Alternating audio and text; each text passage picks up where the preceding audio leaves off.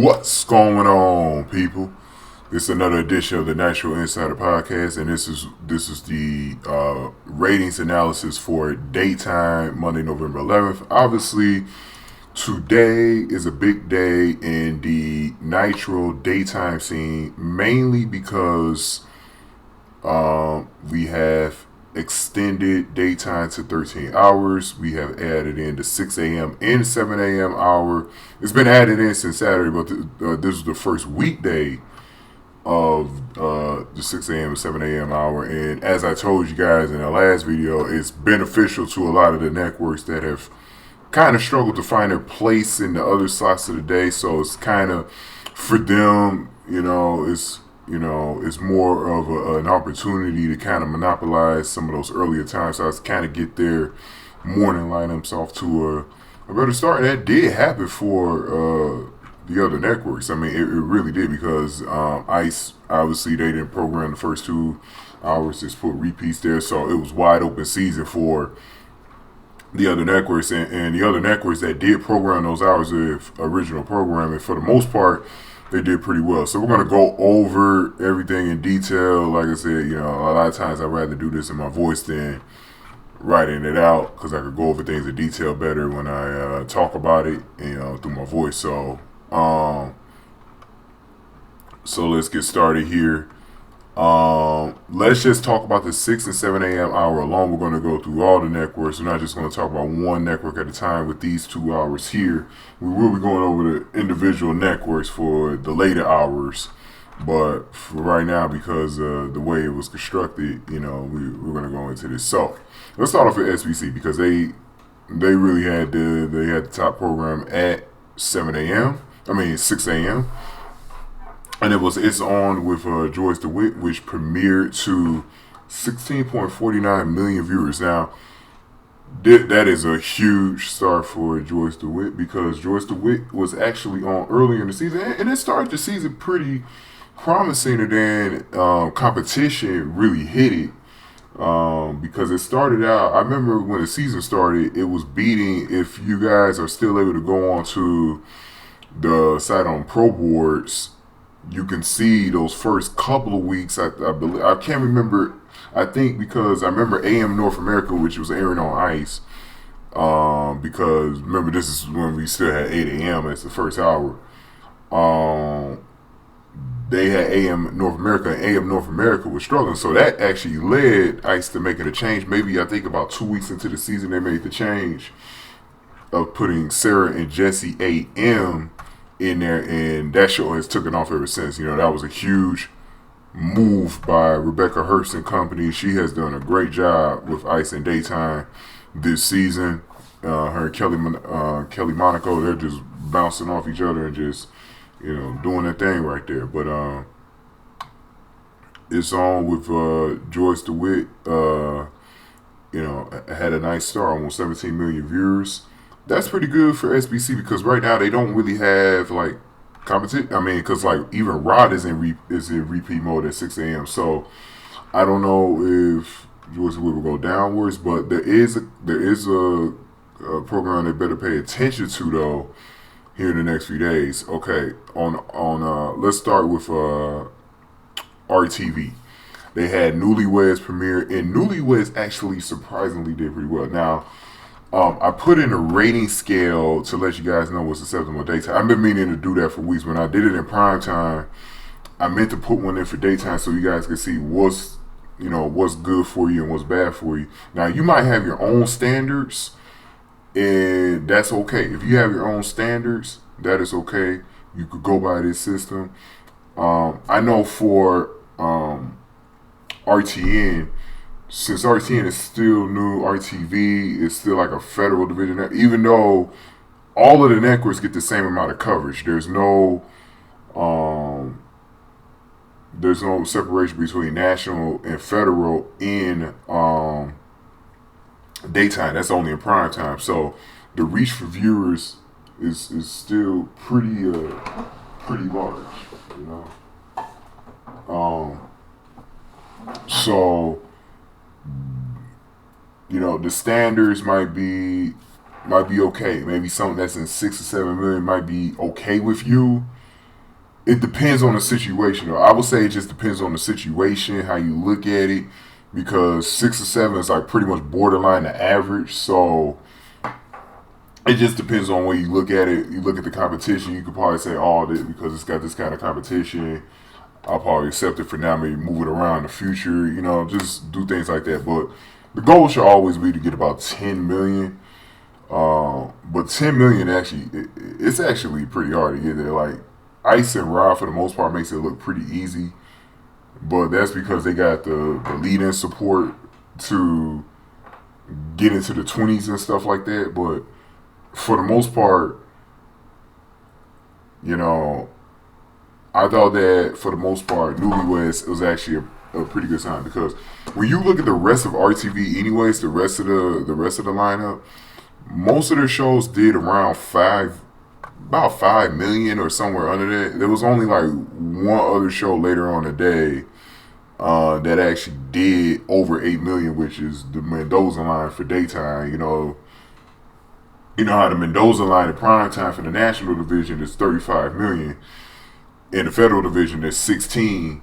In daytime, it's 8 million. So there was only one other show that even reached above that. So Newlyweds definitely ain't a problem. I think that Newlyweds is actually pretty promising. The way Newlyweds is looking right now, that could probably be transferred over to primetime because of the way I think that one's kind of constructed. I think it maybe could move into primetime, and that's the interesting thing about comedies in daytime is that you can kind of see which ones you want to put on, which ones you want to leave on in daytime, which ones you want to leave on in primetime. So we'll see how that goes with Newlyweds. If it starts to slip, I would definitely think about maybe making that move because some of the comedies that were airing, I know for RTN, some of the comedies that were airing like after moving out were struggling. So the Thursday comedies kind of need that lift. Maybe Newlyweds could do that for them. I don't know. So we'll see. Anchors Away kind of reminded me a little bit of Love Boat, from the description I read. And it did pretty well holding on to the audience, but it did drop. But for RTV, it was a good start though. I mean, they took advantage of the less competition. I thought RTV had a pretty solid start there. And then one thing that, like I said, SBC is going to have to worry about, because I don't think they're going to have to worry about Ross says he needs slots for a repeat program. Probably won't put anything original at 6 a.m. We know Ice won't do it. Ice has already told me they're not definitely going to do it. They probably won't even do it the rest of the season. The only time they probably will program that slot is when the Winter Athletic games come in. But so that's a pretty open slot, that 6 a.m. Jordana Brewster had her special. She had about 9.21 million. So that just tells you how good Joyce DeWitt did, almost doubling Jordana Brewster's number. But Jordana Brewster did pretty well there. But the competition isn't Jordana Brewster in that side. The competition is going to transfer over to Girls Talk, which starts on Wednesday. So that will actually be where things get very interesting because Girls Talk has rated very well. It's obviously done better than the boys. The boys has really not done very well in the last few outings, but the girls version has, and the girls version has ran into some really tough competition, and this is like the first time it really hasn't run into tough competition. It could easily come in the second or first in this time. So, like I said, we got to see how Joyce DeWitt does the rest of the week. Will it stay at 16? Will it drop to about? I think if Joyce DeWitt could stay over 10, and not really, because if it loses half of its premier audience, like if it drops to anywhere below 8, like around 8 to below that, 8 million to below that, that's a pretty bad sign for the show. So let's see if it holds there, and for RTN, hopefully it does drop for them, because if it does, then Girls Talk by the time Wednesday gets here, it'll do well. So that's going to be an interesting slot for that purpose. Let's move on to 7 a.m. Now we're still in kind of repeat mode here for Ice, so this is still a monopoly out. But here's the difference between 6 and 7. This is where Rod starts their day, and this is where Rod starts to take control of the mornings. Hunter and Casey, almost 30 million viewers. Now, like I told you guys, Rob made this move to the betterment of, basically, they made this move because Hunter Casey audience was getting eaten by Sarah Jesse AM. They knew one of the things that Rod did, they paid really close attention the week that Ice, remember when Ice went on that hiatus for Halloween so they could show Halloween movies the whole week? Okay. When they went on that hiatus, one thing they noticed, Hunter Casey had some high numbers that week. And so I remember Rod coming to me after that but it was like around the time when Ice came back with original programming after Halloween. He was like, man, I noticed this with Hunter Casey and how Hunter Casey's viewership was rising that week, and then it fell back down. Especially on the days where Sarah and Jesse had big time guests. And I was telling them that I was planning on doing the 6 a.m., 7 a.m. hours. I was planning on opening those up, and I was telling them, just as advice, you might want to move Hunter Casey back an hour or two, especially if Ice doesn't really go with original programming. Now, Ice has told me that they're definitely not doing 6 a.m. for original, but it remains to be seen if they do 7. They might even do something where they move Sarah and Jesse to 7 a.m. just to fuck with Hunter Casey, just to fuck with Rock. Ice will do some shit like that, especially because they might have to do something like this, because based on the numbers that we saw on Monday, that was a huge difference. That was a huge difference for Rock. Their morning show started with Hunter and Casey. The 29 million that they got against Dynasty, which is a repeat, that just told the whole story there. It lifted Carly Kloss after that. We're going to get into Carly Kloss in a second. But it lifted the audience, and it helped Carly Kloss beat Sarah and Jesse AM. And Rob was, and Ice Paul was looking at this like, this is, we didn't see this one coming. This is a new problem. So Ice does, when Ice goes to repeats like this, they won't have the benefit of a lead in to Sarah and Jesse. Now, Sarah and Jesse pretty much doesn't need a lead in, but some days it's going to need that push. Like when it doesn't have those big time guests, or when it doesn't air on Kelly Green Tuesdays or whatever, it's going to need that little push. So that's a huge difference there. And Hunter and Casey, it's got a chance. I think as long as if Ice doesn't move Sarah Jesse up an hour, Hunter and Casey will monopolize that 7 a.m. hour. Because this is a show that was very capable of doing deep numbers. Now, will it get close to 30 million every day? Who knows? That's what's going to be interesting about the rest of the week. We're going to see where some of these numbers hold. Some of this, like I said, we saw a bigger audience than usual on Monday, but it was Veterans Day and a couple of countries in North America, so it was a little bit of different scene there. Now, let's continue to talk about other offers like Good Morning Paris. Huge drop off every hour, all the way down to 9 a.m. You want to look at the slippage from it's on with Joyce DeWitt from 16.49 million viewers all the way down to Good Morning Paris 3.89. That's about a loss of 13 million viewers from Joyce DeWitt in a 3-hour span. So that's not good, obviously, for SBC. So they'll have to be looking to get something, do something else.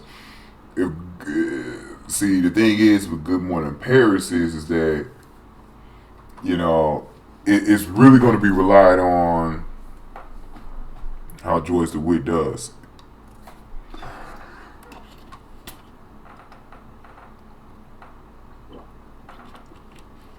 How Joyce DeWitt does. So, one of the things they might want to do with Good Morning Paris, they might want to kind of see what's going on here. You had Terry Shields' successful morning show in there. There's a lot of different things that they could do there, but it's just going to be tough for them to really do what they want to do because what happens after George DeWitt goes off, the eyeballs that they have from that starts going to the other networks. The other networks start having a little bit more popular offerings. So let's go into what the other networks are offering. 10 was still doing in North America. RTV had Anchors Away. Bus Stop there at 7:30, and Bus Stop was started the trend of slipping for RTV, so it really wasn't a threat as well. For that premiere, you had Summer School, which slipped a lot from Jordana Brewster. And then you had the Runaways. And so let's get into the Runaways real quick. Elsa Host, man, already working out for RTV. This is her second program to do well. This girl right now is on fire. This girl right now is on fire. You know how Alicia Keys says, "That girl is on fire." Well, Elsa Host is on fucking fire right now, and the Runaways did way better than anybody. I mean, look at the growth from Summer School. 5.45 million viewers all the way to 14. Almost 10 million viewers more than Summer School. Almost triple what Summer School had if it was able to reach 15. This is obviously a morning soap that kids could get into, or who's ever. It could get a good mixture of people. Mugs getting ready for school, and then you got in the Eastern world where you've got kids like some of those Eastern countries getting home from school.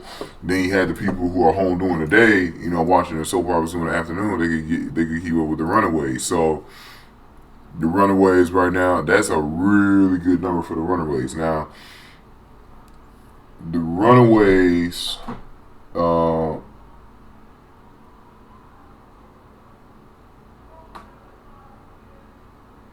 The Runaways, this is a pretty good time slot for it too, for right now. Now, they could go with the option of putting this on in the afternoon, but the thing is, with there being so much open competition, right now, you could probably just keep the Runaways where it is for right now.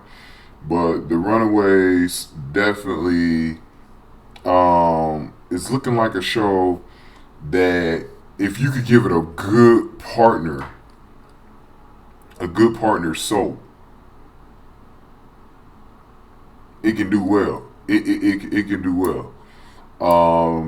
The one soap that I remember telling RTN to pull back on, I think, was Hotel, because I felt like that one had a potential mainly because of the characters, and that's one that if you could put that one next to the Runaways, you might have something there.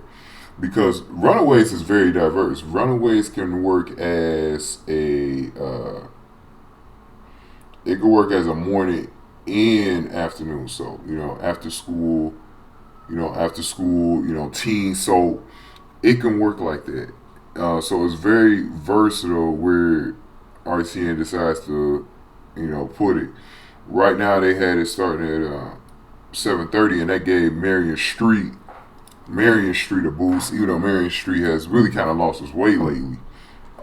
Still a little bit of concerning slightage there, but the one thing that Runaways was able to do for it was able to get it over the 10 million viewer mark and get its numbers back up. So Marion Street was obviously a victim to those afternoon soaps. So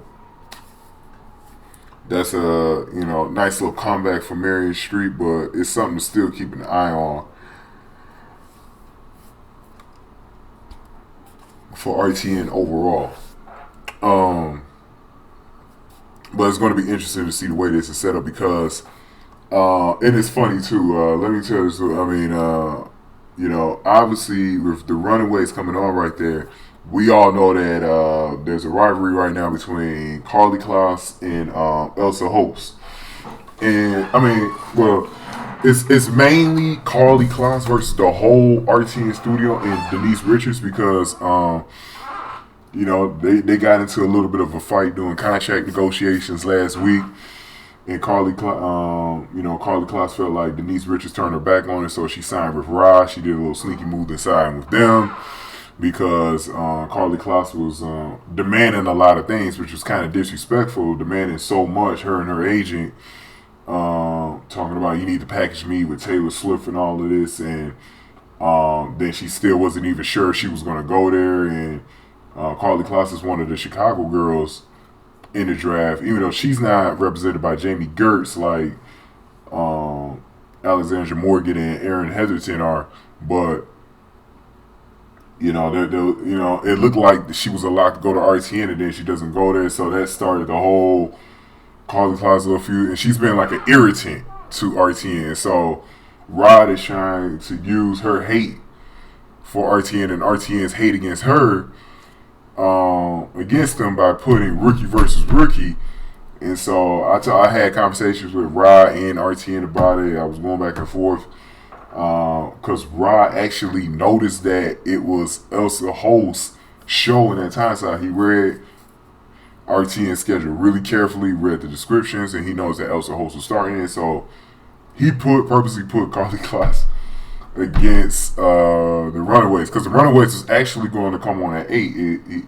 RTN moved it back an hour, so Carly Kloss is only facing the last 30 minutes of the Runaways instead of the full hour.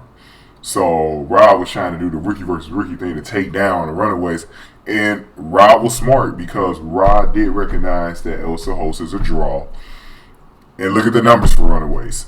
That was going to be a threat to Rod, you know what I'm saying, especially for Carly Kloss' new show. So let's get into this 8 a.m. hour with Carly Kloss, because man, oh man, is this one of the biggest surprises of the season. Wake Me Up, Carly Kloss, 28 million viewers, basically getting almost all of Hunter and Casey's audience. This is huge, a huge start for Carly Kloss. 'Cause I'm telling you right now, most people thought this thing was going to bomb. Even Rob was uncertain about it. That Rob was even already making plans. Man, is this more of an afternoon show than a morning show? You know, they were already making plans because it was sort of like, it was supposed to be like they showed TRL, Total Request Live, on MTV back in the day. Kind of like a music video and talk show at the same time. So Carly Kloss, Rob obviously wanted to use Carly Kloss as star power. And because these rookies are so big draws, they wanted to use the star power, and I thought that was very, very smart. And so they wanted to use that star power, and they ended up doing it. So they ended up doing it, and you know, I thought it was a really good move to try to do the rookie versus rookie thing. But it just tells you the value of that lead-in, that Hunter Casey lead-in. And this was against Sarah and Jesse A.M. to make things even more impressive. So, Wake Me Up, Carly Kloss off to a good start. And this is the one show that could drop a lot in day 2. But Rod is going to have to see how far it drops, and if it picks itself back up on those other days of the week. That will be the true test for it. If it ends up passing the test, that will be, I mean, this show will be a huge addition with Hunter and Casey. You know what I'm saying? Because it's going to give, I mean, if Carly Kloss could keep this up and maybe even stay over 20 million viewers, or I say at the very least stay in that 15 to 20 area. Because remember, in the last podcast, I had it going, remember I was telling you guys if it could just hold on to a good amount of Hunter Casey lead in, I didn't even talk about it being that close to 30. It can survive in the mornings, and this thing has done really well for them. So, you know, kudos to them on that one.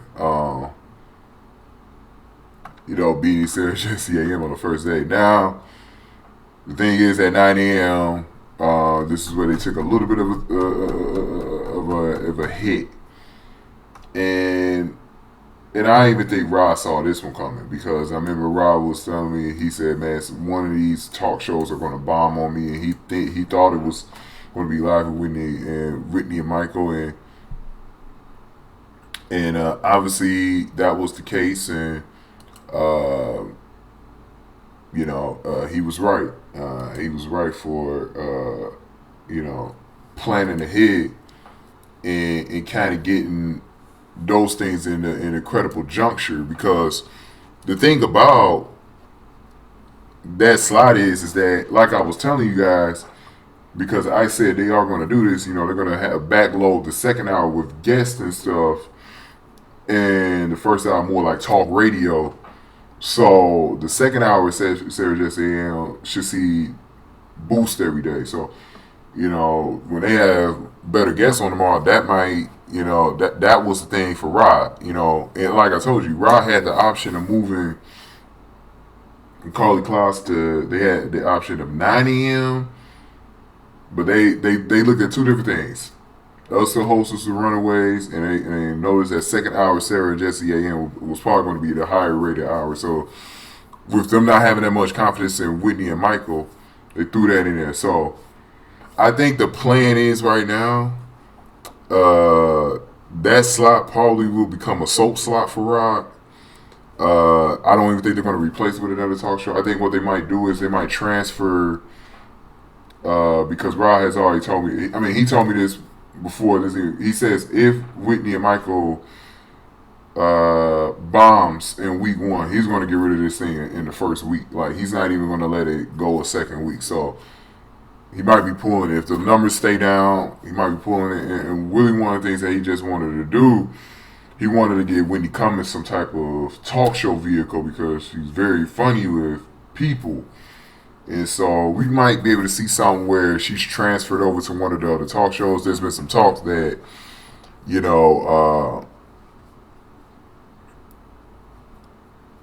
been some talk that maybe she may do hosting duties for the midday show. Maybe they'll scale back with Carrie Underwood doing that show every single day. Maybe they had Carrie Underwood doing like one of the days a week. But then you had the problem there with Carrie Underwood being such a draw, because the midday show really didn't ever take off until Carrie Underwood got there. Because remember, they had Cher and I think they had another host before Carrie got there. Carrie got there on the third week of the year.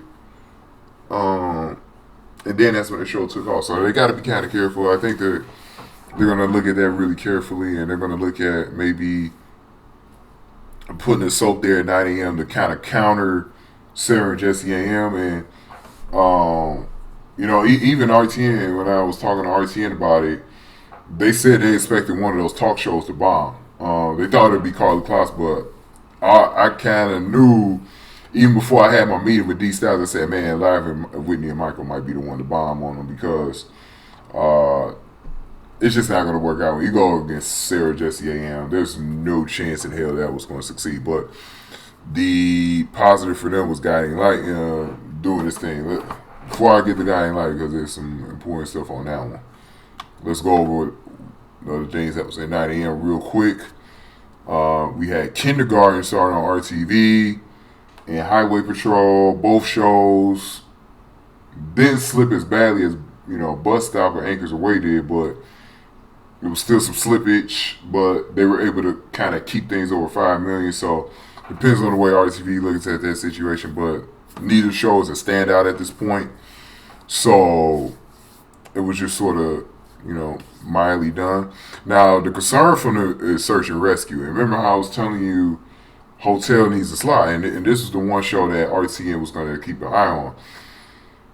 This is not such a good start for Search and Rescue. Not a real good start. 7.6%. That's already below the Mendoza line, and you're coming out. And this is the thing: you're coming out of a decent lead-in. You're coming out of a lead-in that's over 10 million viewers, and you're getting 7.67. That's going to kind of affect things behind you. But luckily, and let's get into the soap talk, man, because this is where we had a little battle, and it's an interesting battle. We had a little four-way battle here in this time slot. Now, this is a time slot where Ice took it off. They remember the repeat, but their repeat on Monday did just as good as any new soap, and it was actually. This is the crazy thing about this slide here. Let me tell you guys something. Over a repeat of last night's episode of over, and Ice has been consistently repeating Sunday's episode of Overnight Nurses on Monday mornings, and I thought that was a fantastic idea for them because the people who probably miss it on Sunday night, they catch it Monday morning. They get some of those soap viewers that want to watch the soap in the morning, but the fact that it came in first place, you had so many new offerings, you had so many powerful soaps. It just barely edged Guiding Light, who came in second. But that's still pretty impressive that Overnight Nurses came in first place, and it was the only repeat in that out. Now, it had a lead-in that was 22 million viewers, so, because Guiding Light had to grow out of his. And that was the thing. Now Rod knows about Guiding Light. I think, obviously, you had to see more results. That's the thing about daytime, because most of the programs come on every day of the week. You kind of can't just go with that one rating and be like, be content with it. You got to kind of still see how it does the rest of the week. But based off of this, the fact that it grew at all out of Whitney and Michael and went to 17, that's a pretty positive sign that Guiding Light not only could work in the morning, it still works on the network where they don't have to think about canceling it or nothing. It's something that it could work. It was the first out of the original soaps. And here's the thing, Drama's Place, who has been king in his slot for the most part, when it comes to original programming at 10 a.m., it beat, Drama's Place. Now, Drama's Place, nothing to sneeze at. 12.82 was the second best rated program on SBC for the entire day. And obviously, Drama's Place had to grow a lot out of a low rated lead in, and that was the difference as well. So Drama's Place was sort of at a disadvantage, but with Drama's Place really being the godfather of this time slot, you're like, wow, couldn't do better than that. And then we had the new Paint Place. Paint Place was one of the earlier popular TV soaps back in I believe it was the 50s or 60s or something. And it was one of the earlier popular soaps, Paint Place. RTN obviously rebooted it. And it got about 9.11 million viewers. Now, as you notice with some of the RTV and RTN soaps, a lot of their soaps are pretty good. Like, as far as like the plots of them and stuff, the thing that seems to be kind of lacking for them is the star power. And obviously, they're at a disadvantage because they're still a new studio. They got to build their roster, and that's why these contracts are very important for them. To try to get as many rookies as they can in their studio. But when you look at the new Paint Place, I thought it kept up pretty well. Obviously, it's way over the Mendoza line, 9.11 million viewers. It grew out of Search and Rescue. It kept up with those other soaps. I thought it did for a crowded soap hour. I thought it did pretty decent, for the first day. Now, rather this is a soap that they're keeping long term, that's the only question that they'll have, is that they just got to keep seeing the way it rates. Because this is going to be a tough hour. If you're going to have to go against Drama's Place and Guiding Light every day, that's going to be a tough hour. And then, Ice is going to repeat something like Overnight Nurses, maybe some other soaps, random soaps during the week, or dramas there. I know they do dramas there, comedies. But if it's any kind of soaps or anything, that's going to really make things tough. And another thing that's making this time slot tough, even though it only covered the 10:30 a.m. half hour, is a new soap on RTV called My Sister Sally. This is the highest rated program of the entire day for RTV, and I believe it was the highest rated original program since they started daytime coverage. It's called My Sister Sally. It's about a girl who has to take care of her sister, I believe, who was a fashion designer. Then she got in an accident, and now she had to move to New York and take care of her and all this other stuff. So, very darling type soap. And that scored very well, 8.08 million, just a million away from Paint Place, So this is a very crowded hour starting at 10:30, man. Like this is a very crowded hour right here, and this is going to be one of the interesting soap battles of the entire day for the rest of the week. And like I said, it's even interesting when Ice doesn't go with original programming here because now you get to see every network at least have a chance to see what's going on in its slot without having to worry, oh, we got this show, going against this show or whatever. At 11, we had, now we start to break away from, the interesting soap scene or interesting morning scene, start to go with a lot of the usual stuff. For SBC, they got a little bit of a lift with Moises versus Mateo Aries. Obviously, they have a big fight this weekend on Friday. Big fight on Friday night against each other. We have two big fights this weekend. Intra-studio rivalry fights. We have Moises Aries versus Mateo Aries brother fight. And then we have the big one, which is the last little tune-up before the Winter Athletic Game time trials with Rod. It's basically Rod Knockouts versus Ice Starless. It's going to be Sarah Sampaio representing Rod, and then going against Brittany Powell. Brittany Powell's undefeated. Sarah Sampaio's just beginning, but she's undefeated as well, but she's an underdog. It's going to be an interesting week. So Jordana Brewster appeared on there and gave the show a huge boost because that show was struggling before, Mateo Aries and Moises Aries. But tomorrow, I believe Fashion House is in this slot. Let me pull up the schedule here. No, they got the house that Love built there tomorrow. Yeah, the house that Love built will be in there tomorrow. So we're going to see how that rates. That's an open soap hour for SBC. So we're going to see how it does there.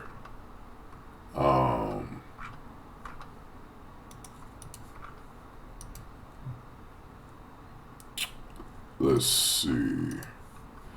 Now, and Star 80 also repeated after that. 14.13, not bad slippage at all. Ice just knows how to get some drawing out of their repeats, man. The Fugitives, the real deal. Fugitives, man, oh man, oh man. When Fugitives started out on Tuesday, it was like, oh man, will this show last? But this show has broken out ever since Wednesday. 13 million viewers now. One of the highest rated shows of the day for RTN. Doing very well for them. Very well. Not real good news on the Real Flying Doctor, though. That aired after that. This is a time slot that's kind of... the 11 a.m. Time slot is kind of weird because you got a lot of half-hour programming. Now, tomorrow... You're going to have All My Children in this slide. And All My Children has been hot, but they've had Sheila Carter. So it's going to be interesting to see where it slips in because All My Children, which was in this slide most of the season, had done like mediocre numbers. But the show was way different than what it was before. The Sheila Carter boost and this boost to the afternoon has done it real well. So we'll see how All My Children does in this slot tomorrow. That's going to be another difference too. The usual battle between Ariel Kebbell and Carrie Underwood. Ariel Kebbell actually beat Carrie Underwood, 25.42 million there.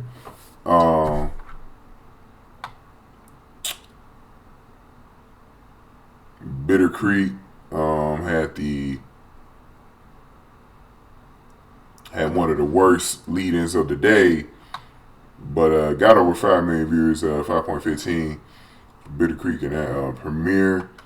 And so now what I'm going to do, because we're done with the morning part, just going to kind of skim through the rest of the morning scene. We're going to wrap this thing up. What I'm going to do is, because I thought I was going to put this with prime time, it looks like I'm just going to be able to do it with daytime. So I want to talk about the contracts real quick to end the video. So let's kind of skim through the rest of daytime, and then I'll see if I'll do another analysis video for prime time tonight on Monday or wait until tomorrow. So we'll see. But let's skim through this real quick. Kind of preview what's going on tomorrow, because tomorrow's a big day for Ice. especially in the soap scene. All my children hit about 31 million on the last day with the Sheila Carter and All My Children crossover. Now that crossover moves over to Sheila Carter in primetime on Friday. For the next 3 Fridays, you'll be able to see what that does. That lifted Another World to 30 million viewers. And Another World, it's done really well. Over 20 million every day so far. I believe it's over 25 every day. And that obviously lifted You for Daydreamers to 34 million. So I think ISIS clearly turned things around. But, the rest of the week will tell the story with this new soap block. That lifted their comedies. That reached a season high. Almost 30 million viewers for their comedies. So, pretty huge.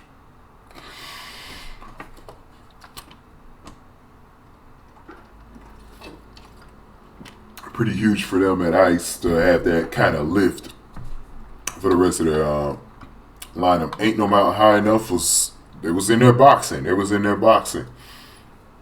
LA Passions didn't drop too much. And then you had As the World Turns, which is a candidate to move to the morning. Now, I told you guys about Australian Nights.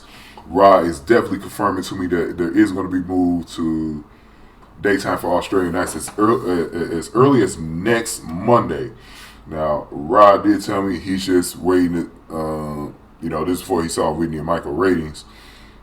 Just waiting to see how that one performs, to see how the 3 p.m. slot opens up, because he definitely still wants to do a soap at 3 p.m. Right now. He just got repeats all the way leading into Sunset Beach, which reached 21 million.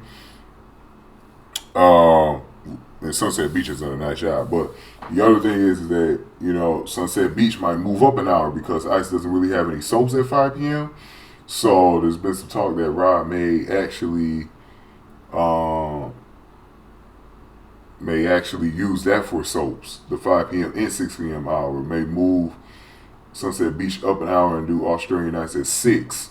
Now, whatever move he decides to do, it may end up working for him, but he's got to actually see what the hell he's going to put on it too, because if you do move As the World Turns to the mornings, what are you going to have in the afternoon? So this is where the dilemma comes in for Rod, trying to see what he wants to do with that. Obviously, another second place finish for Rod. Now the rest of the schedule. Now, SBC didn't have such a good day. Dallas Fire didn't really do much. They still need a lot of help in daytime. A lot of help. They need some help there. The Revenge Hours aren't cutting it as well. Really didn't get any views. They got to figure out something. Their afternoons have really been killing their average too. But I will say this, for SBC, definitely got to see how this soap block does around Drama's Place.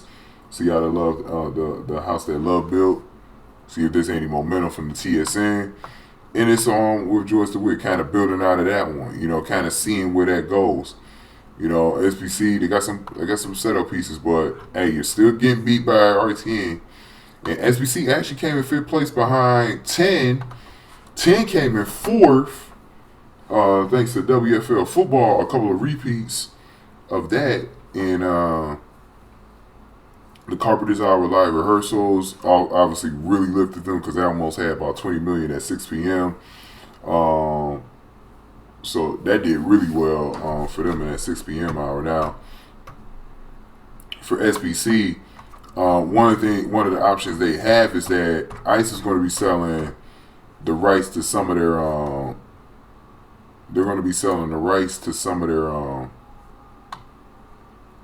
Winter Athletic game time trials, because they're not going to be able to air them all. They don't have PD in daytime, but they do have 10 in daytime. But they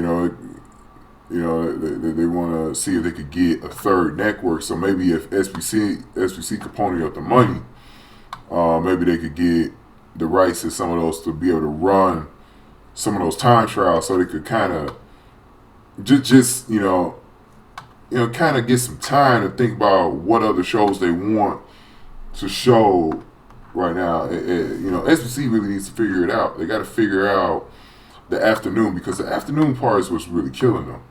I think the morning is where they can easily tighten things up at. But it's the afternoon that's still sort of killing them. So it still sort of needs to see what can work in the afternoon for them. And for RTN, like I said, it's keeping its streak up against SBC. Came in third place again. For the rest of the day, it was actually some concern, and it might have a lot to do with the lead in World's Dangerous Prisons. Because New Perry Mason only had about 6.4 million. Blue Helix did not start out so high, only 7.24. Ward 11 7. That actually dragged down 7.11 for Ward 11, which was in a new time slot as well. Kind of dragged some things down. Then you got the Denise Richards Variety Show, Youth Detention Center, which has been solid. It's been hanging in that 11 to 12 million area. But then Party 4 also seems to be having a dedicated audience. Always staying very close to, 12 to 15 million range for that. So they know they don't need to make any changes in the late afternoon slots, but they got to keep an eye on, obviously, New Perry Mason. So they got some, they have some things to think about. Obviously, it's much harder to program those afternoon hours because ICE has the monopoly over the entire afternoon with these soaps, and that's why we're going to talk about tomorrow. Oh, let me finish up RTV real quick. They had the Will Western block in the middle. Now, I think this Western block is good actually. It just didn't rate quite as well, but when you think about people, you got a lot of older people who still like to watch an occasional Western during the day. It's great counter program, so we'll have to see how these do. If I'm RTV, especially with these being on RTV, give it a little bit of time. If it doesn't grow, just go in a different direction. But we haven't really seen Westerns work too well in Nitro. Unfortunately, it's been a genre that's weirdly hasn't matched up. It's one of the few genres in Nitro that hasn't really matched up with the popularity that Westerns have. I mean, Westerns are still pretty popular, so no matter how old they are, I mean, it's still pretty popular. None of the comedies did well for them, leading into Lost in Space, which was kind of a drag too. Emma did 6.84. Now, Emma was the positive, but Emma's obviously going to need a better lead-in for long-term survival. So they got some things to work on with RTV, but for RTN, just like with the other networks, got to see how the rest of the week goes. I thought for the most part, every network on Monday had a positive somewhere, had a positive to look at, and they also had a negative to kind of work on. But what today really told you was the direction that your network could go and how much you can go, because there's still a monopoly in some of these time slots. I mean, there's still some wide open time slots to take advantage of. Rob hasn't enclosed on all of them yet. They've gotten the 2 in the morning, but still a long ways to go. So we'll see what happens there. Now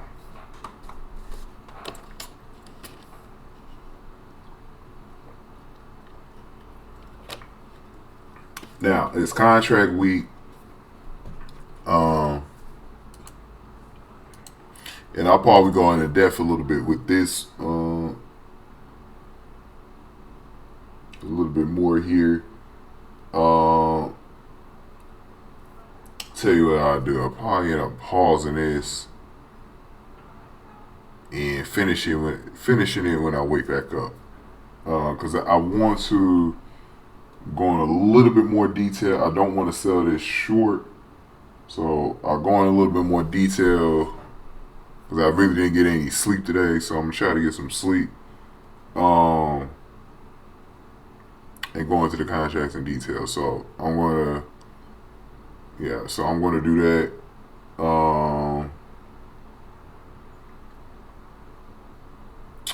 I'm gonna go into that in a separate video.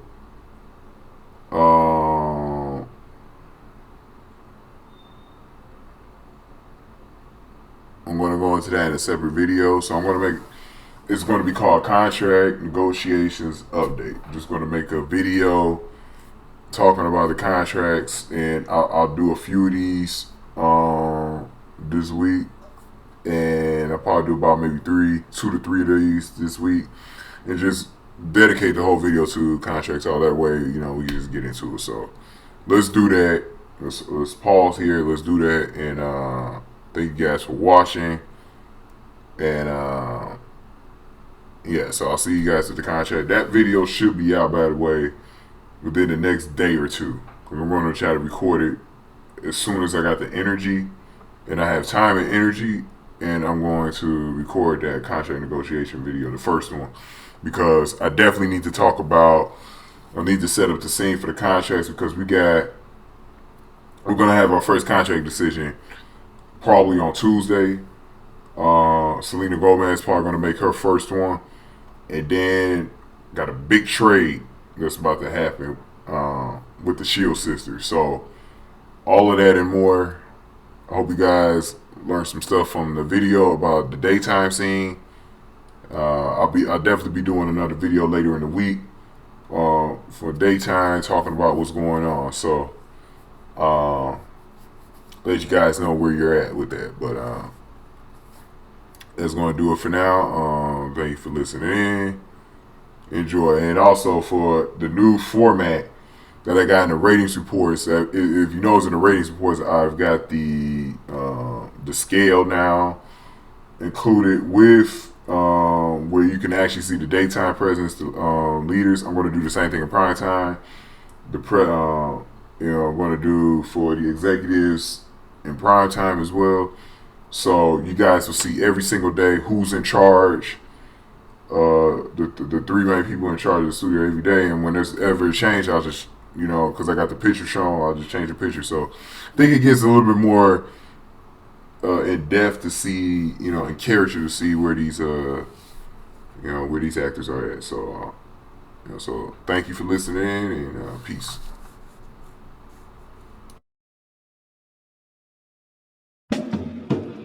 Early to rise, early to bed. And in between, I cooked and cleaned and went out of my head. Going through life with blinders on, it's tough to see.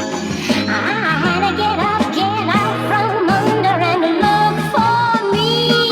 There's a new girl in town, and she's looking good. There's a fresh, freckled face in the neighborhood. There's a new girl in town with a brand new style. She was just passing through, but if things work out, she's gonna stay a while.